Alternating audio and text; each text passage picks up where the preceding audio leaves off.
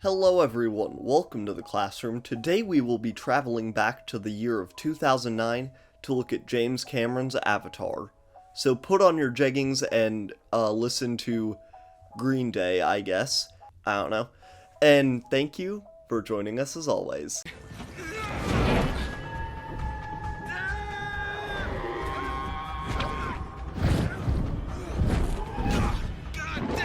Avatar fucking sucks. Before seeing this re-release in theater quality 3D, I hardly remembered anything about Avatar, like the rest of the population. I remembered Unobtainium, the hair sex, and being very attracted to Michelle Rodriguez's character. I even remember liking it, but I also remember that I was 9. But then I saw people on Twitter saying how Avatar's like this awesome roller coaster ride of a film, and you need to check it out again if you haven't seen it in a long time. Man, Sute fucking dudes up is so cool. Cannot believe I didn't just unambiguously love this shit the first time. So I was like, sure, I'll go check out Avatar, why not? It should be a pretty fun time, maybe I'll even make a video on it. Should be fun.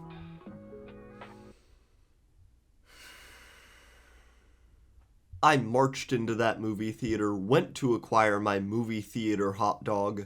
Give me a hot dog, baby! And I thought, you know, first act might be a little slow. I'll get a drink to smooth things over until things pick up. But I was having trouble picking between this chocolate and peanut butter cocktail or a fruit punch one. And now that I think about it, I should have gotten every drop of alcohol that I possibly could have. So, with the scene set, let's get into the review of this film, and I don't know if y'all know this, but this movie is actually about Native Americans. Now, I've never done an ancestry test, but I think it's quite apparent that I am a white man. And as such, there are some things that I just have not personally experienced that this movie may be hinting at. Wink wink. It's about genocide.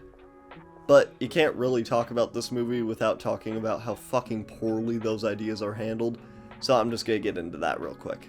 The most apparent problem to me is that the reason that destroying the Na'vi homeland is portrayed to be bad is because they are super spiritual and connected with nature and so much more evolved than us. This attitude has been very prevalent in America, a great example being the crying Native American ads. This is, of course, a very warped way of viewing this genocide because it makes the natives into this unreal monolith when in fact they were real people just like us who we slaughtered.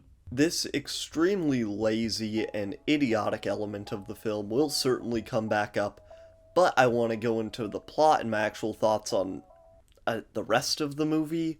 I guess, I don't know, God, the crap in this movie overshadows almost everything else in it. Now, most people know that this movie has a dumb and lazy plot, which honestly is fine. There are plenty of really fun blockbusters which have lazy plots. I recently rewatched The Force Awakens, which despite having a pretty lazy plot is a fucking blast. But no, the real thing that makes this movie just about as fun as passing kidney stones at the DMV is the main character, Jake Sully. Jake is taking his dead twin brother's place in the Avatar program, as they are both trained military men. Except Jake Sully has recently become wheelchair-bound due to his time in the military. But I feel like being constructive today, so for all, or at least a couple, of my complaints, I will be suggesting how they could have fixed, or at least made this better.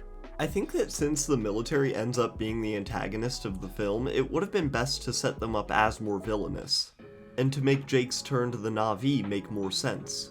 We should have seen Jake before he gets wheelchair-bound, and his brother before he is coffin-bound. Maybe it could even have been in the same incident, because later we see how excited Jake is when he's able to use his legs in the Avatar body. I think it would have been a lot more emotionally resonant if we had seen him before he was wheelchair-bound. Maybe in flashback he could be even more jovial and lively so that we feel for him more when he gets that back through being an avatar. Now, I think that should be a fine place to leave Jake. He's not great or anything, but this should make him a hell of a lot better than the monotone plot device that we get in the actual movie. Now let's improve the antagonist a bit. Now, I love Stephen Lang's character. Frankly, he's the only actor who seems like he's having fun. This is Puppet Dragon. I want this mission high and tight. I want to be home for dinner. But the military as an overall antagonist is very weak in my opinion, and it's mainly because we don't really know what the fuck they want. Alright, well then, here's my second question. What does that Unobtainium. make? What do you mean, like, how much money does it Unobtainium. make? Oh, no, I mean, what do we make? I don't follow. We make money. It's also briefly mentioned that Earth is like a ruined hellhole, and I think that the military could have been made a lot more intimidating through understanding them better if they had just said that unobtainium would like cure the planet. It's a made-up element, you can just say that. Now, with the protagonist and antagonist fixed just a little bit at least, we can get into some of my more specific gripes about the movie. And don't worry, these still fucking suck, because this movie is awful.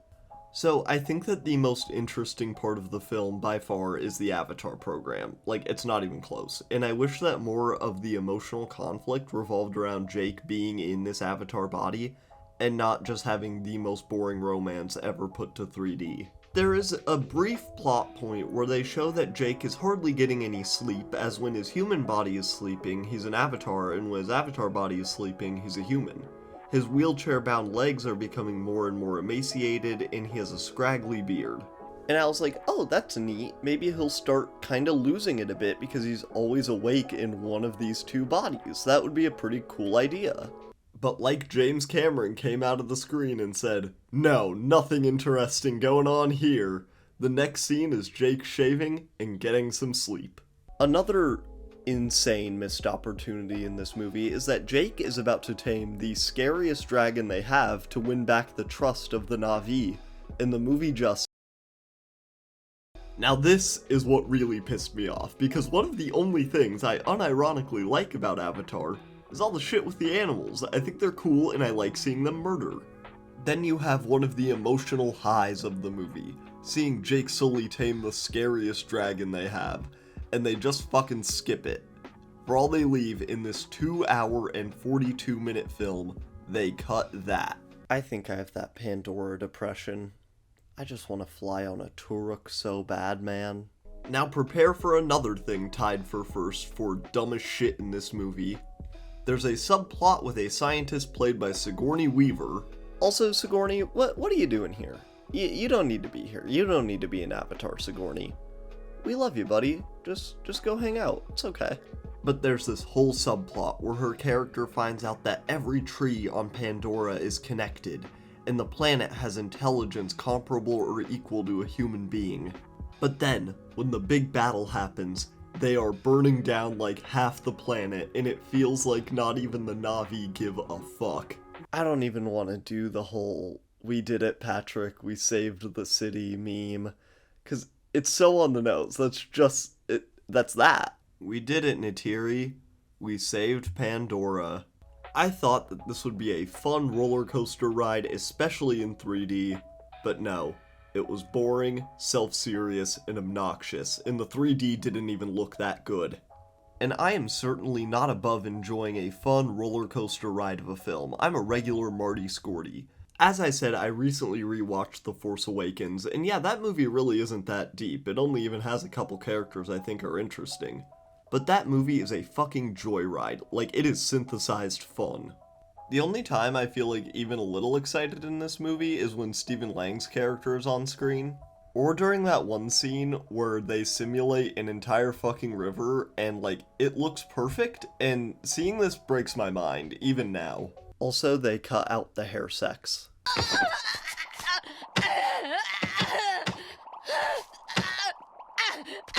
Folks, I love supporting original ideas in cinema.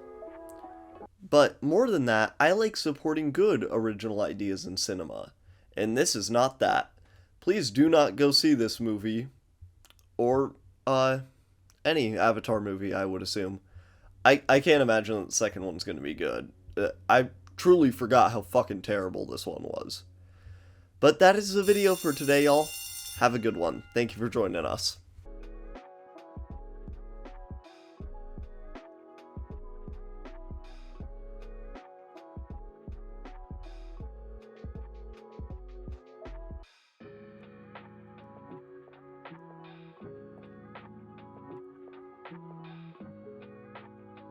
Hey everyone, as always, thank you so much for watching that video. If you haven't yet, please like, comment, and subscribe if you haven't, and even ring the bell if you haven't. Now, for my piece of my collection this week, in honor of the new My Hero season coming out, which I gotta wait a couple weeks to start watching it because I watch it in dub, so that's painful. But this is My Hero Academia Volume 7, and I chose this one specifically because this is my favorite cover of My Hero ever. I think it is so cool. I think it's awesome. And this is also a really good volume. This is when you start to see some more development from Bakugo, in my opinion. But thank you so much for watching that one, as always, and have a good one.